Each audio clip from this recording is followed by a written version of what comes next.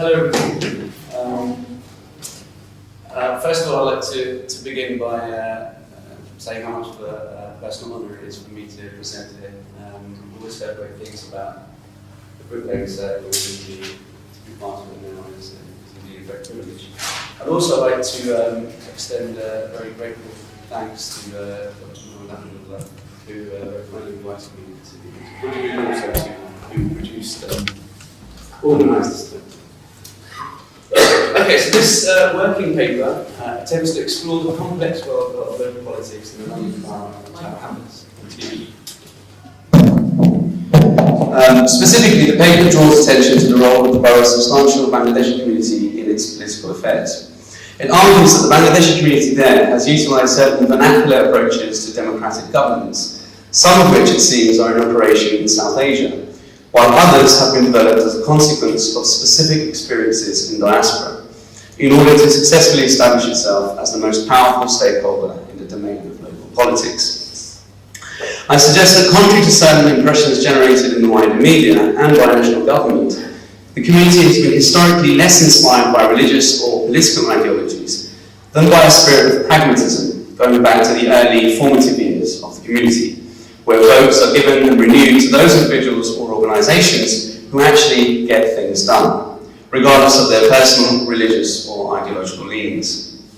In this regard, community attitudes reflect political idioms in operation in South Asia, including Bangladesh, which I shall try to draw out. The paper then, based on extensive and ongoing ethnographic fieldwork in both Bangladesh and Tower Hamlets, attempts to provide an account of attitudes and approaches to political participation among British Bangladeshis, focusing on both what voters and their political representatives say and do. It will attempt to ground the ethnographic data through an historical analysis of the evolution of Bangladeshi politics in the borough since the consolidation of the community in the 1970s. My hope is, by tracing the roots of this ethnicity-based mobilisation, we can not only say something about what is currently unfolding in one of the most diverse and impoverished areas of the country, but also what it tells us about the current state of multiculturalism and how alternative visions and practices of democratic processes are taking shape in Britain. So the London Borough of Tower Hamlets has been featuring quite heavily in the British press of late, and particular attention has been focused on the borough's colourful and eccentric and now former mayor, Electoral, who is here looking very shady. He became Britain's first executive mayor and the first Muslim from a black minority ethnic background when he was elected for his first term in 2010. Ironically, after having spent a lifetime working in the community in various capacities, this victory came only after a bitter fallout with the local Labour Party in the run-up to the elections. At the heart of this remarkable outcome, which saw the demise of the Labour Party in one of its traditional heartlands, was the borough's substantial Bangladeshi community and their 3 decades of struggle. Tower Hamlets borders the City of London, directly to the east of the historic Roman centre of the city. The borough has always attracted migrants due to the famous London Docklands situated within its domain. Over the centuries, migrants would arrive at the docks from all over the world and find shelter and employment in the predominantly working-class communities around the area of Spitalfields. Over the centuries, successive migrant communities have settled in the area, ranging from French Huguenots fleeing from religious persecution in the 16th and 17th centuries, the Russian Jewry escaping pogroms in the 19th and early 20th century, and Bangladeshis seeking employment opportunities from the mid-20th century onwards. Each community has made Spitalfields their home, contributing to the landscape in varied forms, introducing distinct religious architecture, establishing commercial enterprises, and creating spaces for cultural expression through the sharing of food, language, and the arts. In its most recent incarnation, the Bangladeshi community has claimed the area as its own, even officially renaming it as Banglatown. Currently, the borough contains approximately 40,000 residents of Bangladeshi origin, which represents 22.8% of the UK Bangladeshi population and 40% of London's British Bangladeshis. Today, a walk along Brick Lane, its much-feted thoroughfare, is a feast for the senses. The bright neon lights of Bangladeshi and Indian restaurants line the street, serving creolized Anglo-Indian cuisine to hundreds of tourists and revelers. Overly eager and clamorous restaurant touts vied for trade on the street, pestering, cajoling and flirting with the passers-by. Bangladeshi grocery stores selling freshly imported exotic fish and vegetables attract the local crowd, as do the South Asian confectionery stores and workers' cafes. A branch of Sonali Bank, Bangladesh's most popular commercial bank, is packed full of people remitting sterling to their loved ones back home. White-bearded elderly men rush under the shadow of a great minaret in time for prayers in the Grand Mosque, previously a synagogue that was once a Huguenot chapel. The air is dense with the aroma of spices, sweets and pan. Street signs are written in the Bengali script. Passing conversations are not always in English. This is the heartland of the British Bangladeshi community, the latest occupant of a historically diverse hub for aspiring migrants. With just over 450,000 people claiming Bangladeshi ancestry, Britain boasts the largest Bangladeshi diaspora in the world, the vast majority of whom originate from the Sylhet region of the country, situated in the northeast of Bangladesh and bordering the Indian states of Assam and Meghalaya. This hilly region is famous for its tea estates, saint cults, and distinct dialect, as well as, somewhat peculiarly, a migratory pedigree that spans the past 100 years. Over the decades, the remittances sent back by Sylhetis settled in the UK has in turn facilitated an economic boom in the region. Western-style shopping malls, American fast food franchises, and luxury apartment blocks now dominate Sylhet's skyline. Almost all of this has been funded by UK Bangladeshis. I've got some slides of this. Okay, so this is the main shopping area in Sylhet. I suppose it's the equivalent of Oxford Street of the city. And all of those buildings are shopping centres, and they were pretty much all funded by British Bangladeshis as investments. This is an area of Sylhet which is dominated by British Bangladeshi proprietors. Most of those buildings have come up in the last 20, 25 years or so. And they are apartment blocks for residential use predominantly. Interesting, a lot of those apartments are empty because people can't really afford to live there and are run by caretakers. So this is, I don't know if you can see, but this is London Fried Chicken, which is again a British Bangladeshi enterprise. And we've even got Billingsgate Market, which I think is quite interesting as well. If we're getting close, we can have a look at that. In the city's rural hinterland, the homes of migrants and their relatives are grand and ostentatious, and often complete with terracotta roofs and neoclassical pillars, which I think you can see up there in the distance. This huge mansion and a paddy field in front. And this is quite interesting as well. This is a sharecropper who works for a British Bangladeshi landlord who are based in Britain. And he was given this shirt by, I think, the son of his landlord on a return visit to Bangladesh. And he worked for the DLR. So if you can get close, there's a badge on his sleeve there, which is a Docklands Light Railway, which he uses to go to work in, which is quite interesting. Furthermore, more and more second generation migrants to Britain, most of them who were born in Bangladesh and spent a significant proportion of their formative years in the country, have returned there to enter politics. The relative prestige and fame of this endeavour is a factor. So too is the spectre of preserving established or potential commercial interests, and some also cite the desire to give back to a society crippled by poverty in all its manifestations. This Londony class, as they are locally known, have completely transformed the landscape of the region, not just in terms of its physical appearance, but also in regard to redefining local aspirations. So much so that many Saletis generally want to move to Britain, a country perceived to be an El Dorado of endless riches and opportunity. The property, power and all-round swagger of visiting Londoners have succeeded in cementing this perception. If you want to become rich and powerful, go to London, is a common maxim. So the British Bangladeshi diaspora in Britain appeared to be a post-colonial success story, at least in terms of how the diaspora is perceived in Bangladesh. In Britain, however, the picture is altogether murkier. The community has made great inroads in terms of relative wealth when compared to some other migrant groups, and in education, Bangladeshi children are now on average performing better than their white counterparts. However, a significant proportion of the community is still plagued by poverty and health problems, particularly those living in inner-city areas such as Tower Hamlets. Despite these issues, which are typical of a relatively emergent diaspora, over the past half-century, Bangladeshis have managed to settle roots, create a community, and establish themselves as a social, economic, and political force in both Britain and their region of origin. But as we shall see, not without a fight.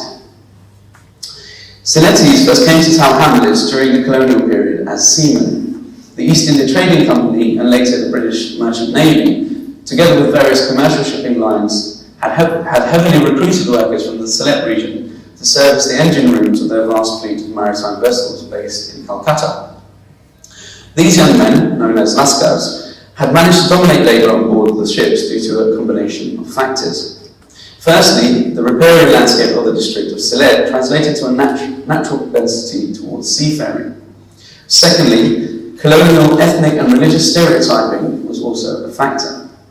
In the early days, company officials claimed that South Asians were more suited to the extremely hot conditions of the engine room than their European sailors, who were, according to them, more used to cooler climates. The company particularly favoured Saletis as being predominantly Muslim. Their carnivorous diets were viewed as an advantage at sea over their Hindu counterparts, as meat stocks were less perishable. Finally, and arguably most crucially, certain pioneer Lascars had managed to rise through the ranks to become dockside foremen or sarangs, charged with the responsibility of recruiting labour. These entrepreneurial brokers favoured their own kinsmen and fellow villagers to meet the demand for workers. In the process, they also profited by charging a commission for their services. In this way, young men from a remote part of the empire were enabled to make their way around the world in search of fortune and adventure. Upon periodic returns to their villages, their stories of distant and exotic lands would excite and mystify friends and family, nowhere more so than London, the imperial capital. Okay, so here are some pictures of these seamen or Lascars. In the Second World War, a lot of Lascars served on the side of the Allies, and after the war they were rewarded with this is a medal awarding ceremony. This is London Docklands. I think this is a picture was taken around about 1930s. So it was not until the end of the Second World War that any significant settlement of the Bangladeshi community occurred in Britain. The end of the war coincided with independence from Britain and, along with it, the partition of colonial India. Sylhet, previously part of the Indian state of Assam, was incorporated into the eastern wing of Pakistan. Prior to independence, Saletis, like all British Indians, were Commonwealth citizens who had the right for free movement within the empire, including travel to London. After the creation of Pakistan, however, various bureaucratic procedures meant that it became increasingly difficult to be given direct permission to travel. Despite this, young men working on the ships took recourse in illicitly jumping ship once their vessels were docked in Tower Hamlets. They sought support from their fellow countrymen who had settled in the area during the colonial period. These pioneer migrants owned cafes and guest houses in and around the Brick Lane area of the borough. Such establishments were initially created to service the needs of Lascars docked there during the interwar period. They provided visiting seamen with home cuisine, place to board and information. In the post-war era, the pioneers adapted to the demands of young men absconding from shipping companies in search for work and accommodation, providing food and board on credit, information on job opportunities, and assistance with official paperwork, just as the Sarangs had done back in Calcutta. So throughout the 1940s and 1950s, a steady flow of selecting men came to Tower Hamlets in search of a better life for themselves and their families back home. Once they managed to save enough money, they would sponsor brothers, cousins, and fellow male villagers to also make the journey to work. Originally, the men were sojourners who planned to return to their villages once they had made enough money. They chose not to bring their wives and children to Britain, as many feared this would result in a loss of culture and identity. The Immigration Acts of 1962, 1968, and 1971, however, put an end to these plans. The Acts attempted to limit free migration from the colonies by introducing a sequence of border restrictions. This seminal legislation would permanently change the course of British social history. Britain's contemporary multiculturalism is widely celebrated around the world.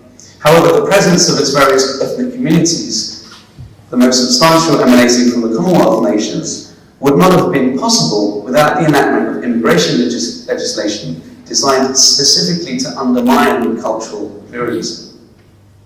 So ironically, this effort in social engineering backfired quite catastrophically. In the aftermath of the Second World War, and faced with a depleted workforce, Britain looked to its ex-colonies as a source of labour. Aspirant migrants, particularly from the Caribbean and South Asia, answered the pool in droves. These migrants, overwhelmingly men, sought employment as menial workers, mostly in Britain's manufacturing and transport industries.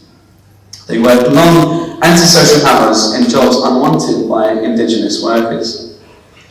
Mostly employed in shift work, many lived in cramped, overcrowded lodging houses where bed sharing was the norm. As a day worker woke up, a night worker would take his place in the bed, all in an effort to save costs and maximise remittances until the time came to return home. The sudden presence of migrants had an effect on attitudes towards them from wider society. Debates in the media and in Parliament gradually began to view the influx of workers as a social problem. So not much has changed then. By this point, Britain had been involved in 2 world wars and had ceded much of its territory.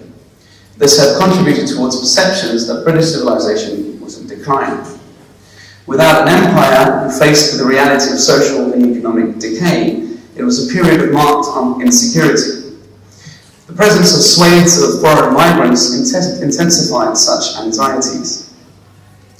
Politicians reacted to popular calls to deal with the migrant problem, and a series of immigration restrictions were put in place over a period of 9 years. Although the Acts were introduced to curtail primary migration from the Commonwealth, in actuality, migrations from South Asia increased between 1962 and 1965. The 1962 Act introduced what is commonly referred as the labour voucher system. Primary migrants already settled in Britain were allowed to apply for vouchers that allowed limited workers entry to the UK. Migrants successful in accruing them would then send the vouchers to kinsmen back home. These primary migrants, realising the need for haste, encouraged kinsmen to seize the chance to migrate to Britain in the immediate period before the legislation came into practice. Thus, instead of curbing immigration, Britain witnessed an explosion of Commonwealth migration throughout the 1960s. The final Act of 1971 did not restrict entry to spouses and children of those workers already in the UK, and many migrant men, faced with the possibility of even further immigration restrictions, opted to resettle their families in Britain. The new presence of migrant families meant that initial aspirations of the once returning sojourner were permanently dispelled. In Tower Hamlets, the arrival of selected families would profoundly shape the social and political landscape of the borough until the present day. One of the children accompanying his mother on the journey to London was a 9-year-old Lutfi Rahman, who would later go on to become the borough's mayor. His generation would become become the first Bangladeshis to be schooled and socialised in Britain, and in the process laid the foundations of a distinct British Bangladeshi identity politics with its roots in community solidarity and radical mobilisation.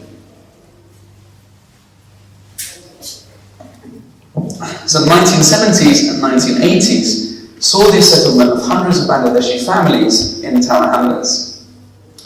The burgeoning numbers led to the need to find suitable housing, as the old lodging houses proved inadequate for large nuclear families. Being a new migrant community, many families could not afford to buy houses outright. Instead, they applied for social housing in an already impoverished and overcrowded borough.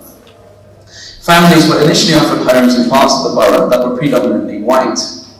However, popular racism towards migrants had reached a peak during this period.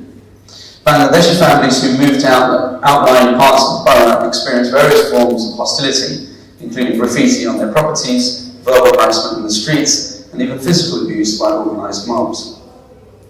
Many families, feeling isolated and victimised, gave up their council homes and returned to the Spitalfields area to the west of the borough, mainly occupied by Ashkenazi Jews as well as Bangladeshis at the time. They took up residence in various squats set up by the Squatters Union, which had its headquarters in the area. From there, the community would instigate a sustained campaign for housing rights and what they perceived to be the institutional racism and apathy on the part of the council. Halal Abbas, the first Bangladeshi Labour councillor, who went on to lead the council in Tower Hamlets, recounts those early years of growing up in Spitalfields.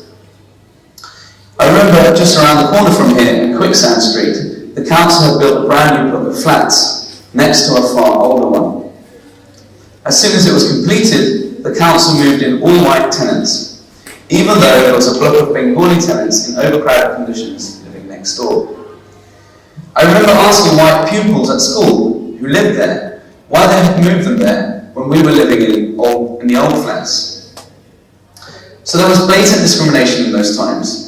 You saw a whole host of new youth movements in that era: the Bangladeshi Youth Movement, Bangladeshi Youth Front, Bangladeshi Youth Association, etc. In the beginning, we lobbied in a very amateurish way, but our dogged approach got noticed, and we were encouraged to join the Labour Party by community elders and by liberal whites in the area. The struggle for housing and against racism, coupled with cataclysmic events back home, would become the motivating factor in the politicisation of the community. Spitalfields would act as the focal point of these struggles. In 1971, Bangladesh won its independence from Pakistan. The human cost of the achievement is estimated to be over 3 million lives, many of whom were Hindus, women and children. The independence movement, led by the Awami League, was premised on the social, economic and political marginalisation of Pakistan's eastern wing by the country's ethnic Punjabi elite. After the Awami League had won a landslide election in 1970, its leader, Sheikh Mujibur Rahman, was denied the mandate to lead the country by political and military detractors. This was viewed as a major slight in the eastern wing, and various failed attempts to find reconciliation led to the outbreak of war in March 1971. This 9-month guerrilla war, fought by an undertrained, predominantly peasant population, ultimately secured victory with the assistance of Indian intervention in December 1971. The Bangladeshi diaspora in Britain, and particularly those based in Tower Hamlets, played a crucial role during this campaign. A significant number of British Bangladeshis returned to the country and enlisted as guerrilla fighters. Those that remained petitioned politicians, organised rallies, housed exiles, and raised funds for the war effort. Importantly, the political ideology of the resistance was positioned against what they saw as the communal and militaristic identity of the state of Pakistan. The desire for secularism, socialism, and parliamentary democracy formed the bedrock of the liberation movement. The eventual victory against seemingly impossible odds succeeded in implanting a sense of optimism, vision, and defiance, not only among the citizens of the new nation, but also in the diaspora. Inspired by the events of 1971 and the leftist politics, the emerging second generation launched a number of grassroots youth movements in Tower Hamlets between 1976 and 1980, with the aim of fighting popular and institutional racism. These independent movements eventually came under the nationwide umbrella group, the Federation of Bangladeshi Youth Organisations, or the FBYO.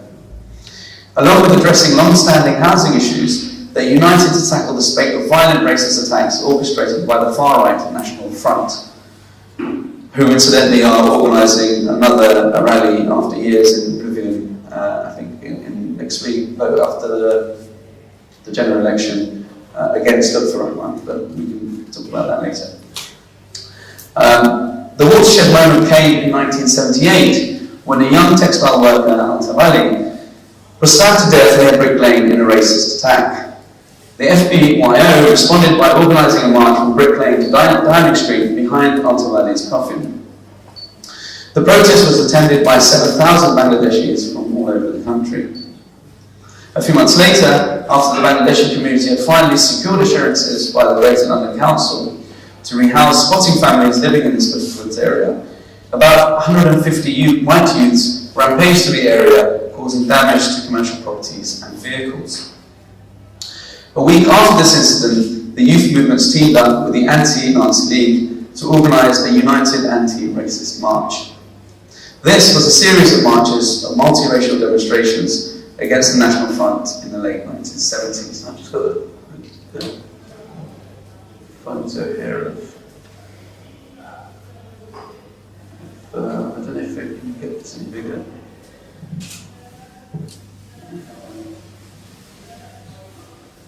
I'm sorry if you can't see it.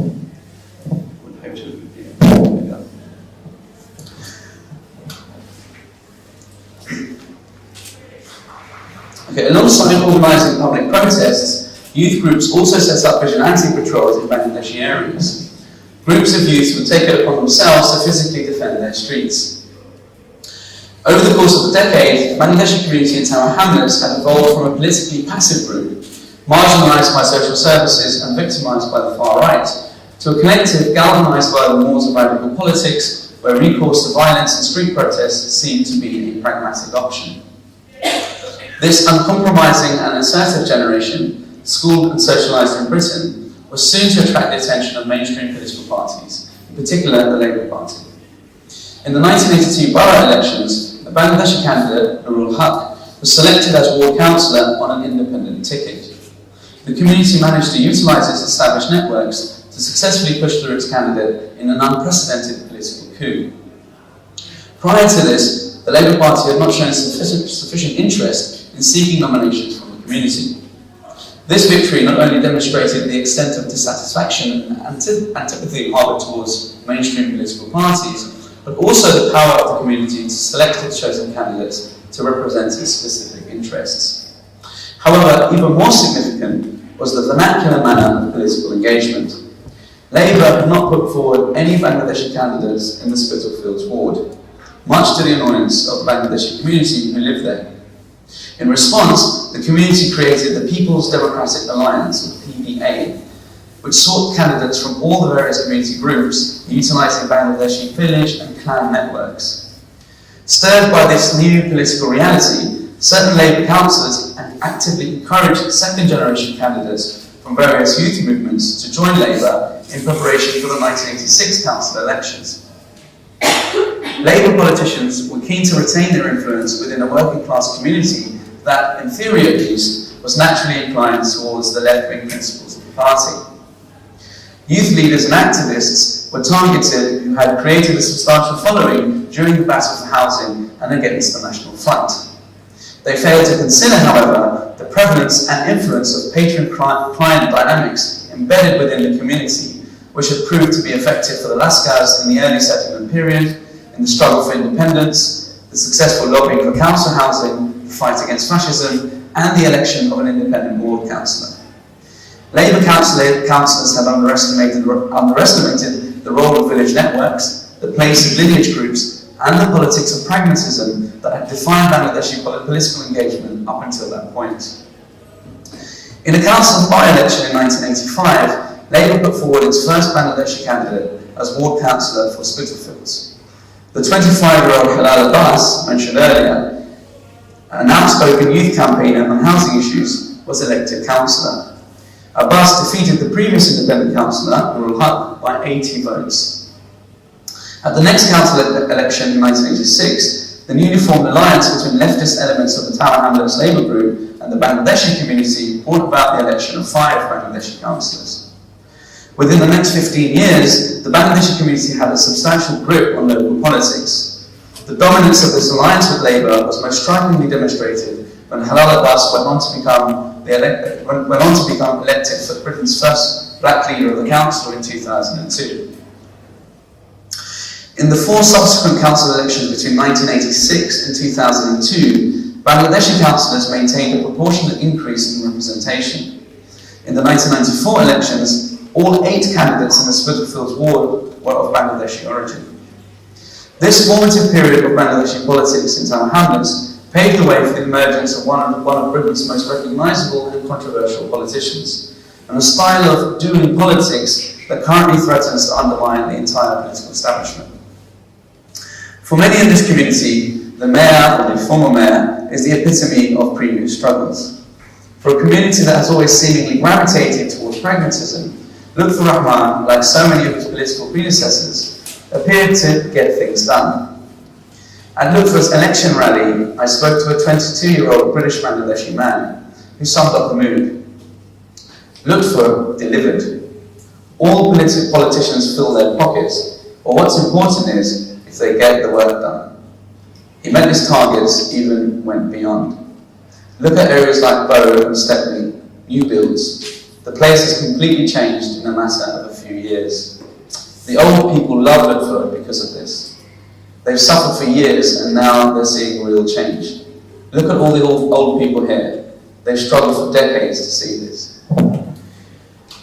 So these are the many new builds around the borough that this gentleman was alluding to. I think the first 2 in Bow, this is in Shadwell. Over in Shadwell, so Cable Street. So a certain style of politics has been in motion in Tower Hamlets for a while, but has only come to national attention very recently. At the centre of it all is its former mayor, Lutfur Rahman. He was first elected into office in 2010 and then again in 2014. Despite his election successes, he's been embroiled in a number of high-profile scandals since he was expelled from the Labour Party prior to the 2010 elections. In 2014, he, together with his supporters, founded Tower Hamlets First, a political party that positions itself on the left. The party only operates in the borough, and all of its elected candidates, of which there are 18 out of the possible 45, are of Bangladeshi origin.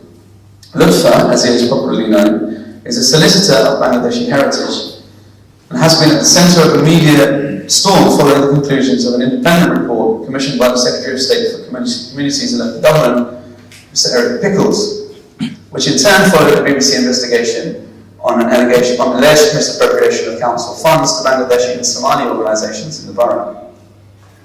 Past controversies include association with Islamist extremist organisations, courting criminal benefactors, public-funded luxury limos, weekly propaganda newspapers, voting fraud, polling station intimidation, expense fiddling, and refusing to answer questions from members of the public in council meetings on the grounds that it would be a violation of the mayor's human rights. He's been accused of favouring ethnic and political allies in the distribution of grants, which he categorically denies. This week, however, as many of you by now know, the High Court found him guilty of electoral fraud and other malpractices. He has been unseated with immediate effect, and a fresh election has now been called. Lutfur has been banned from seeking office again. Despite this, not so long ago, and arguably still, he remains hugely popular in the borough. He is known for delivering on his promises, particularly amongst large swathes of the Bangladeshi community. This approach to politics all seems quite bizarre and eccentric for British palates. However, as my observations in Bangladesh confirmed, they are quite normal in South Asia.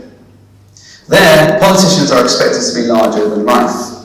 Less emphasis is placed on ideological leanings than personal charisma, and ultimately the ability to get things done. Scholars have suggested that politicians in South Asia approach their positions with the attitude to fix, or as fixers, which is usually accomplished through the art of making do, or jugaad. Beatrice Jaragri describes jugaad as provisional agency and argues that its practice is part of everyday life in South Asia. According to her, jugaad connotes actions that involve quick and dirty fixes or problem solving through improvisation, especially in the context of scarce resources. Based on ethnographic fieldwork among police officers in North India, she writes, provisional agency may be, and indeed often must be, performed or utilised by people in just about every social position imaginable, regardless of their class or caste, whether they inhabit the countryside or the city, as state officials or other types of subjects. She suggests that doing jugaad, or the art of making do, essentially being pragmatic, is a necessary skill for getting by in India and is fully embedded in the national psyche across all strata of society. Being pragmatic, therefore, can be seen as a virtue, and often is. In the context of politics, then, the ability to make do or not determines the success of one's career. Politicians across South Asia are expected to be social servants who deliver services for the people. How they go about it is generally considered not as important as the delivery itself. A leader who manages to deliver services is regarded to be of good moral standing. Pamela Price and Ira Baroud, ethnographers who have worked in India and Bangladesh respectively, suggest that a leader and/or his followers generally seek to portray his character as moral in culturally specific terms. The leader, whatever his domain, seeks to help others, or at least give the impression of doing so, thereby responding to the common convictions of ordinary people that it is good people who can do good. Of course, what moral means in this context is certainly culturally contingent. Many of these leaders often act with impunity in reaching their desired targets, exercising force, extortion, and other illicit means. However, it seems that for the South Asian electorate, the ends more often than not justifies the means. In my own field site in Sylhet, Bangladesh, I observed political fixing, or in other words, improvised democracy, in action. There, just as in North India, the art of making do is often referred to with the term jugaad. Just like in India and Pakistan, the term in Bangladesh also means to improvise, to be resourceful and entrepreneurial. Just as in North India, jugaad is conceived as a resourceful way of getting by, as a virtuous practice, or as a corruptive and criminal practice. The art of making do and its capacity to legitimize or reject corruption and criminality, however, is certainly not specific to South Asia. Similar arts have been anthropologically documented at length in South Italy to tease out the relation between organized forms of crime, like the Camorra in Naples, or in the context of Africa, to analyze the figure of the trickster. In these contexts, the art of making do is valorized and interpreted as an expression of entrepreneurial spirit and adaptability, much like in South Asia. But the ability to improvise is not the only quality of a leader in Bangladesh, however. Firstly, one must be rich, or at least give the impression of being rich. Money provides enforcement power. Bangladeshis, particularly in rural Sylhet, do not trust poor politicians. If a politician is rich, it means he possesses power, or komata, shakti, takat in Hindi.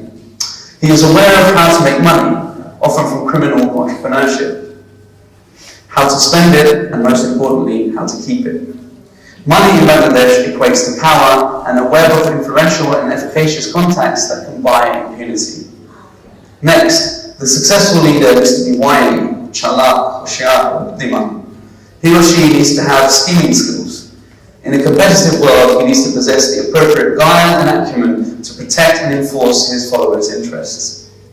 To belong to a political family, formal education, and being smart may be demonstrative of these attributes, but not always. It is crucial that a leader is able to speak well in public. Stammering, hesitating, or a lack of passion in the public forum will undoubtedly provide a delegitimizing and potentially career-ending backlash in the form of ridicule and repulsion. Finally, a politician must display a common touch, a way with the people, a personal style. He must be approachable, available, and willing to stretch his remit to take risks in the service of the community anywhere at any time. Most crucially, he or she must be seen to be able to enforce the delivery of service, even if sometimes they are not effectively delivered. People tend to forgive politicians if they are seen out and about, connecting with voters. All these factors combine to produce the charisma necessary for the ideal Bangladeshi leader, to be resourceful, well-connected, educated and articulate, charming. These qualities all come together in the provision of services for the common good. In Tower Hamlets, Lutfur seemingly possessed all these qualities. He is a solicitor by profession, owning his own firm. He has a string of prominent political allies, ranging from the influential Brick Lane businessman, the powerful East London Mosque, and even celebrity politicians such as Ken Livingstone and George Galloway. I've got a slide of him sitting with his chapter. I don't know if you can see it, but he's flanked there by Ken Livingstone and George Galloway. And he puts on a good show too. The council chamber is garlanded with flowers prior to televised council meetings, consistent with customs observed at Bangladeshi political functions. He was driven around in the borough in a chauffeur-driven luxury Mercedes at a cost of £30,000 a year to the taxpayer. Again, consistent with norms in Bangladesh where a display of wealth is compulsory. His impromptu walkabouts around the borough were quite a spectacle. He was surrounded by a huge entourage of well-wishers and sycophants, and he also made sure to greet as many passers-by as possible. I think here he is with his gang walking about. His photograph regularly appeared on billboards throughout the borough, much like they appear in South Asia. He also featured heavily in the council-funded free weekly newspaper East End Life, which is delivered to every home in Tower Hamlets. His key skill, however, certainly as far as the electorate is concerned, lied in his achievements. Since coming into office in 2010, Lutfur's record has been impressive, most notably in the spheres of education and housing. In 1997, Tower Hamlets schools were ranked as the worst in the country by Ofsted. In 2013, the borough schools were second only to Westminster, the most affluent borough in the country. But without doubt, the mayor's most significant achievements in the borough, historically plagued with overcrowding and housing shortages, was the building of the most social and affordable homes in the country. In his 2010 election manifesto, Lutfur pledged to build 1,500 new affordable homes. In 2014, 3,000 new homes have been built in the borough. This achievement in itself made him enormously popular in the run-up to the elections in May 2014. He was not only charismatic, but was seen as someone who could actually get things done, even if a lot of it was exaggerated, the achievement of others, or need to be controversy, and some of them actually not true. And there are lots of controversies surrounding it, so we might come on to them later. So here are just some slides that came through during the election in 2014. They were delivered to people's homes. This is for the Shadwell ward, and as you can see, his achievements are underscored together with the faces of the candidates, which is a very Bangladeshi thing to do. If anyone's been to Bangladesh, they can see faces of politicians literally everywhere. And that's a very good slide. At the back of that leaflet, we've got more. Obviously, his marquee policy on homes is highlighted. Education is there as well. Again, I don't know if you can see it, but there's another box that says free, big capital letters, home care. And then a little guide on the bottom right corner of who to tick for in your area. This is a voting card. Again, it's a little guide to people. And there's the logo of Tower Hamlets First, which is, as I mentioned, is a political party. is quite interesting because it's three houses. I don't know if you see it's the top left corner of the black circle. So we've got three houses, clearly capitalising on this on the housing ticket and the historical relations that people in the borough, not just Bangladeshis, have with housing. And it's the back of the card where instructions are also given in Bengali. Now there was as I mentioned in the presentation, there was a BBC documentary that came out I think a week or two just before the elections. And Electoral's camp released this leaflet, sent it around people's homes in Tower Hamlets, highlighting all of his achievements. The top reads, a racist smear campaign has been launched against Tower Hamlets mayor, and against using housing and racism are two hot issues with the Bangladeshi community, as I mentioned. So a racist smear campaign, and he's put some facts down, and some of his achievements. Some of them are true, some of them are exaggerated, and some of them are not true at all. So this is the day that the votes were being counted. These are Lutfer's fans. And on the other side of the road are Labour Party supporters.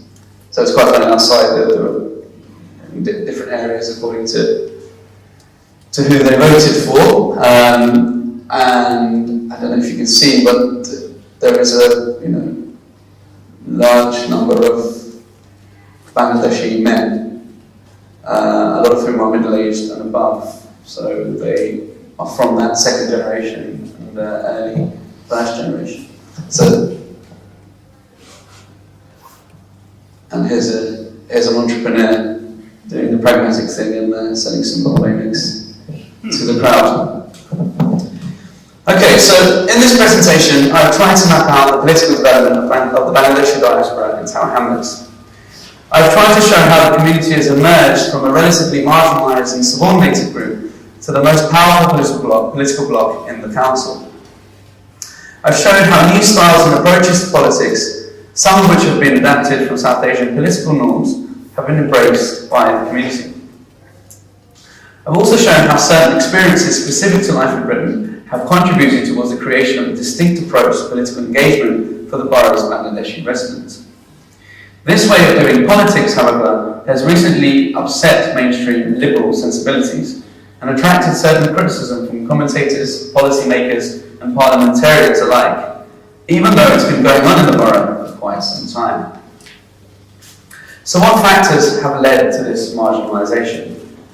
Is it because Lutfur Rahman is black and a Muslim, and as many members of the community perceives it to be? Is it because his party positions itself on the left of the political spectrum in an era where centrist politics rules the roost? Or is this way of ethnicity-based mobilisation and identity politics, which has been nurtured by state segregation and the doctrines of multiculturalism, the future of Britain? The further amalgamation of race and class-based action. Whatever the case, in a country where the ideological divide between mainstream political parties is narrowing by the minute, the Bangladeshi diaspora in Tower Hamlets has long been demonstrating another way.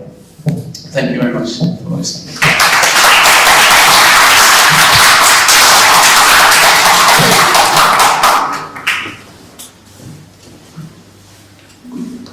Thank you very much. I hope you found it quite interesting and useful. We encourage you to ask questions, comment, challenge, feel free. Just don't be abusive in the personal way. I think.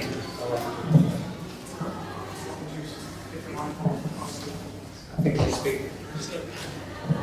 Wait.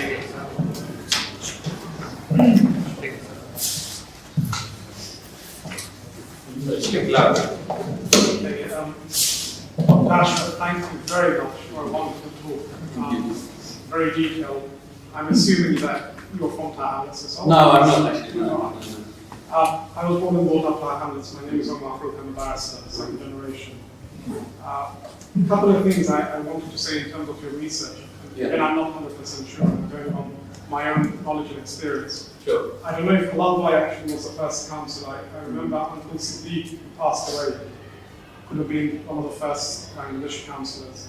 And also Barrister Ashkali, who's still alive, I think in his 80s, he's a repository of knowledge you might want to speak to in terms of what happened. Yeah. You didn't mention PYO. I think Progressive Youth Organisation was at the forefront of some of the activities. Jalalbai, I think you skipped over Shukurbai, that gang, and then I think Pulafa becoming a baroness. So there's a bit more history there that I think you skipped over in your research, but of course you did say it was a work of paper. I think in terms of the judgment, and I know you probably might pick up on this a bit later, that was given. I didn't feel that the Bangladeshis have done anything very different, let's say, to what people on the left would have done in other counties and boroughs during that period in the 70s in terms of coming to power. So if you could highlight how specifically we as Bangladesh were a little bit different in terms of seeking our rights. The other point that I want to sort of pick up on, you gave slides, for example, slide number 25, and then you sort of said some of the stuff is true, some is not true, and so forth. But if a person, whatever political background they come from, they utilize the cultural factors and factors of ethnicity and so forth, is it wrong in any way? Because the way I sort of, you gave the presentation, it was as look through a bio or any other politician utilizing those factors in the community. What's wrong with that? And you talked about improvised democracy. I think, what's wrong with improvised democracy? In terms of marginalization, I want to hear a bit more from you on marginalization, because there's institutional racism. So that is embedded in the system wherever one goes from whichever country.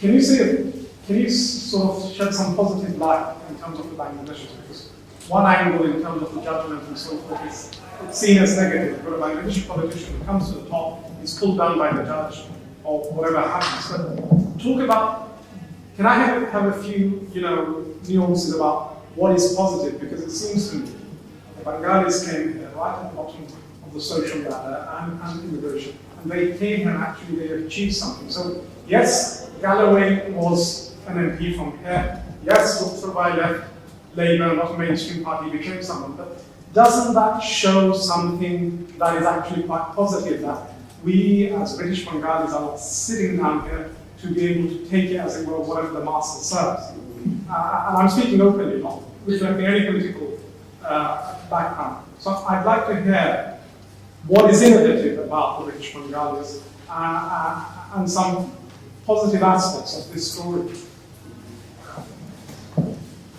Thank you everybody for that very comprehensive comment.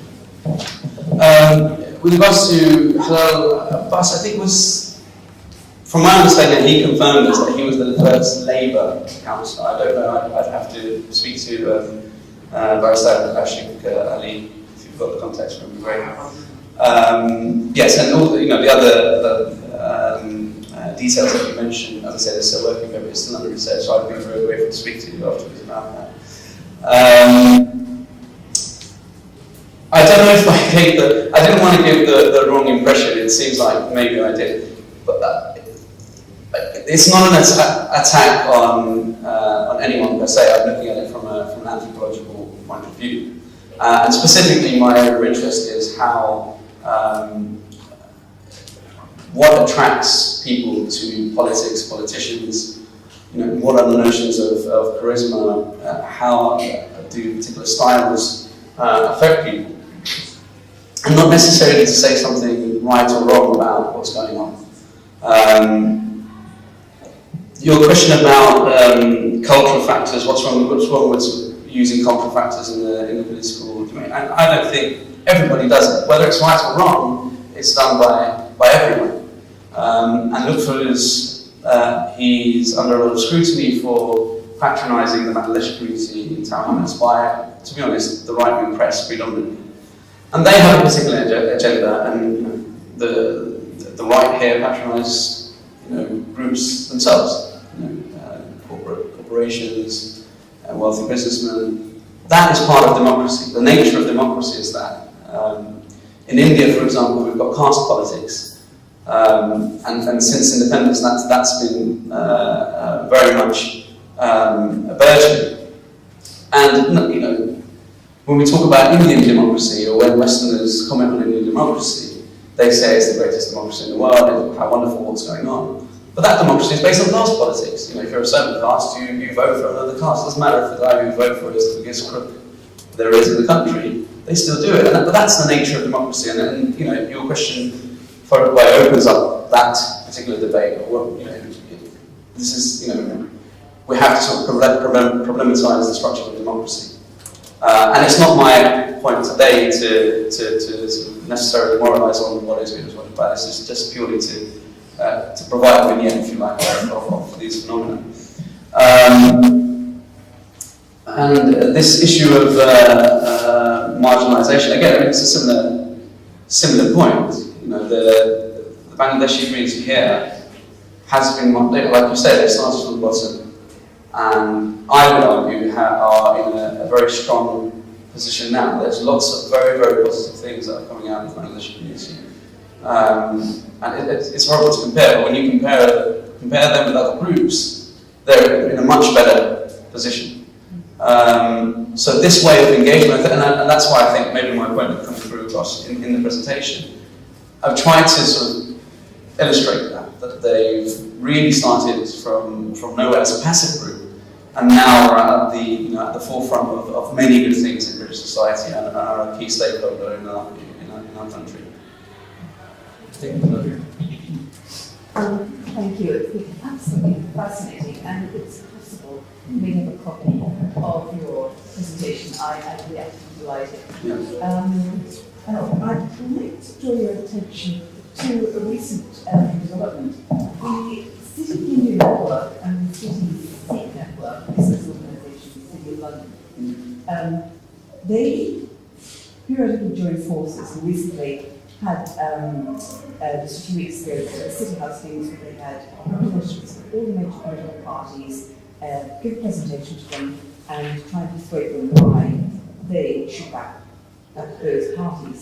And they think some pretty impressive candidates, a city card for the Labour Party and a budget Javid for the Tories. And the other candidates for the UCL Party and of them practically clothed with significance the economic caliber of these two subcontinental candidates.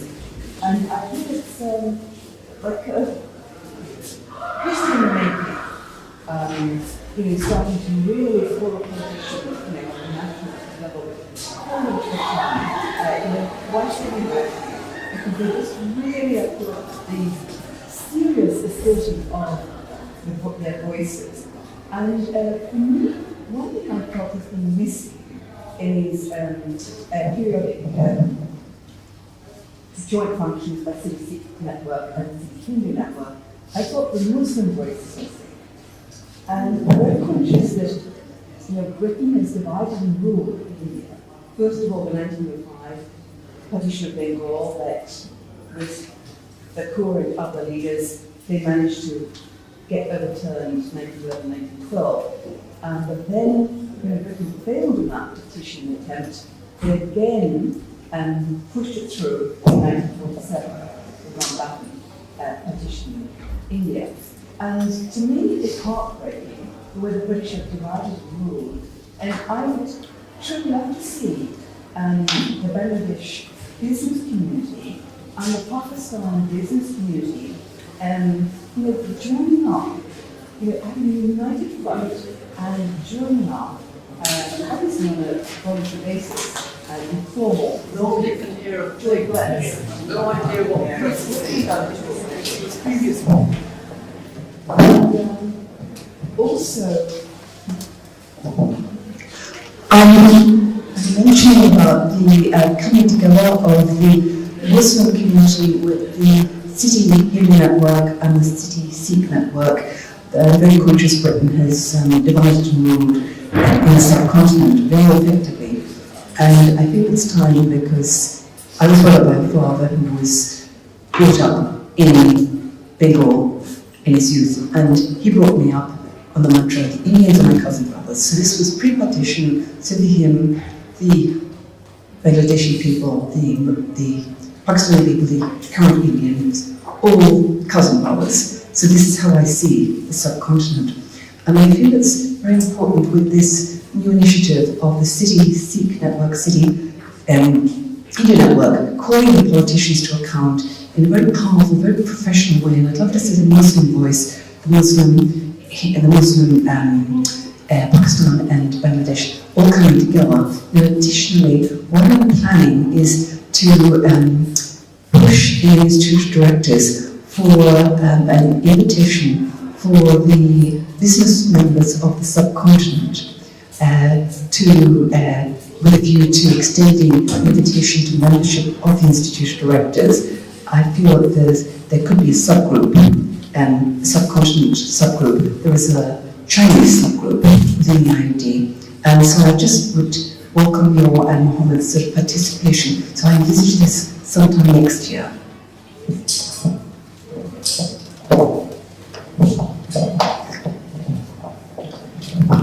Yes, I'd love to come along and help out where I can. I would say that there is, I'm not sure, I'm so familiar with what's going on in the city, but I know there's a Muslim group called the City Circle, who are some successful Muslims that work in the city, and I know that they're also very organised, so maybe I could point you in their direction. Are you going? Yeah. Speak up, please. Yes. Found your presentation very, very interesting and fascinating. But in the interest of accuracy, can I just correct you on a couple of things? Yeah, please. First of all, Well, you get the mic? Don't you fun are you? Oh, okay. Can't take this part. If I stand here and raise my voice, will that be all right? Okay, let me do that. Don't take too long. Yeah, no, I won't take too long. Couple of inaccuracies in your presentation. The FBYO was formed in 1981, so it wasn't the organization who organized the march after the death of Al-Qadali in 1971. It was the Bangladesh Welfare Association, and they are very well documented in publications brought out by the local trade council called Blood on the Street by Diane Jones, and also David Ujeri, local GP, was very active on this in that time, called A Bit Against Racism, something along that line. So that's the first thing. I was a bit disappointed from with your analysis, and I just don't understand why you ignored or overlooked the dynamics, political dynamics that were at play in Tower Hamlets in the late 80s, and the focus moving from multiculturalism in race politics, anti-racism, to faith politics, to focusing on faith. And I think your emphasis on Lutful and his politics shaped by what was happening back home in his kind of political program and approaches here, I don't know whether I agree with you. I think until 1976 you were right, because I think the youth mobilization and community mobilization in this country in the early 70s were definitely influenced by what was happening in Bangladesh in 1971. Because people here, my generation, was saying we have thrown out the Pakistanis from East Pakistan. We are not going to be tolerating the racists here in East London. We'll do the same. We are here to stay. So that was the reason. So I think Lutful was not a charismatic politician. He was a caring politician. And what Lutful saw was there was this move away from, as far as state social policy is concerned, from multiculturalism, from anti-racism, to a focus on faith and religion. And Lutful realized that this is going to be the boat catcher, if you like. This is going to be the next dominant force in race politics in this country. And this is what he did. In Tower Hamlets, he started patronizing the imams, the mosques, and also the rural elements within the community who were not part of the mainstream organization or the political parties. And when he was thrown out of Labour Party, he associated with those rural elements, and then basically they are responsible for bringing him down now, I think. Thank you for that comment.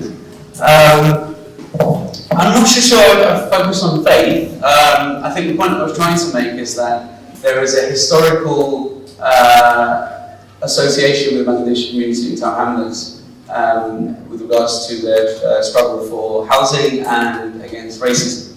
I mentioned that in the 70s, certain radical youth movements, the reason why they were mentioned in the presentation is because they provided the basis, if you like, for a galvanized radical politics which evolved over time to where we are now.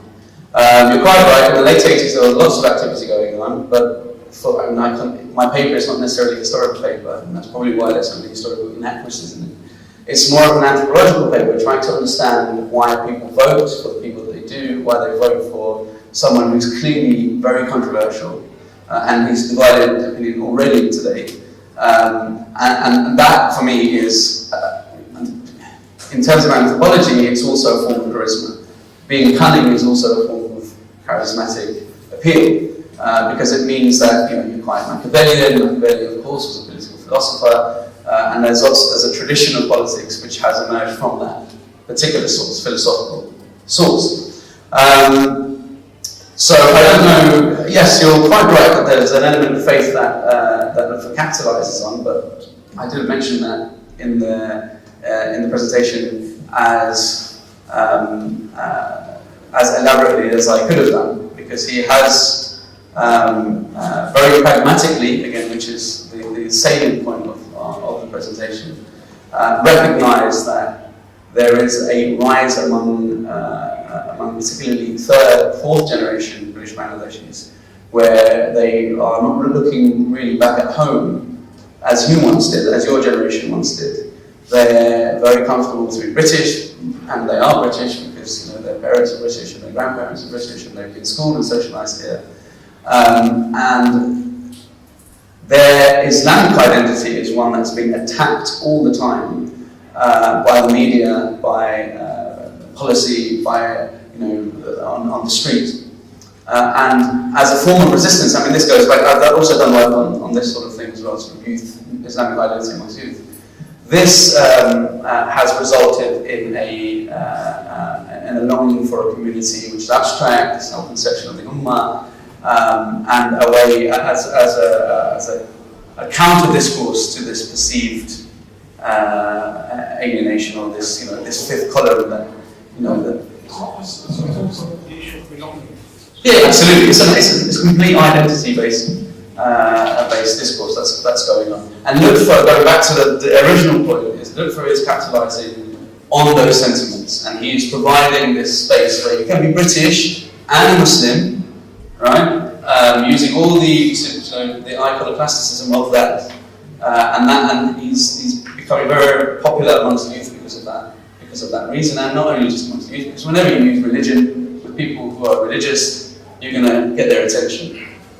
So I don't know if that answers your question, but I hope it does. We're running out of time, so we have a quick question now. Nisar is next. Benji.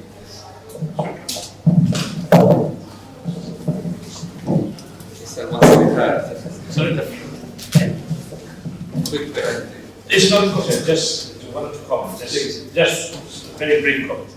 I think it's a very interesting piece of read, but also there are other narratives that can be written, and I hope some of the participants start to write some of those narratives, because there are some factual errors which I could not go into. But one of the things that is very interesting about Tower Hamlets is, if you look at the historical perspective, it's not only the Bengali community, but the Jewish community also, in the 40s and the 50s, were not part of the Labour Party. Just as you had Lutfer as a mayor for 5 years, independent mayor, there was a Communist Party MP in this area. Yeah, it was not a Labour Party MP. So this is an area that has always been very, very distinct and tried to be very, very specific And that was also present in the 80s and the 90s, because the Bengalis, even though at that time it was Bengali nationalism, did not join the black groups. I mean, black politics in the Labour Party. They were not part of the group that became the 5 MPs in 1983. So whatever the black formation was, they, in the main, did not go with that. They tried to keep an Asian identity within the Bengali, within the Labour Party, whether you agree with it or not. That is something that happened. In the same way, I think what you have missed out totally is, and I think I pointed out to some extent, is the arena of the struggle. The arena of the struggle was not simply housing, was not simply resources, but it was about representation. And the arena of the struggle was the Labour Party in Tower Hamlets. And you have to look at the struggle in the Labour Party to understand this. Because if you look at the 200-page judgment that the judge gave, the judge was scathing about the Labour Party and what the Labour Party did and in relation to this. So that is very, very important, because unless you understand the dynamics, you cannot understand what is happening. Yeah, so and you must look at the specificity of Tower Hamlets, because the faith politics wasn't there. When the school reforms came in, there was nothing called faith schools or anything. It came after 2001. So the rest of the thing is Thank you. Thank you for that. Yeah, I didn't get to go into too much detail about what's going on with Electoral now. And that document that you mentioned would be very interesting reading. I've got a copy of it, so I'm going to go through it. And I agree. I think it is the Labour Party is fundamental to this entire journey, both in terms of their operations in the borough with not just the Bangladeshi community, but other communities, but specifically with the Bangladeshi community. I think they've got a very long and tumultuous relationship, which needs to be explored.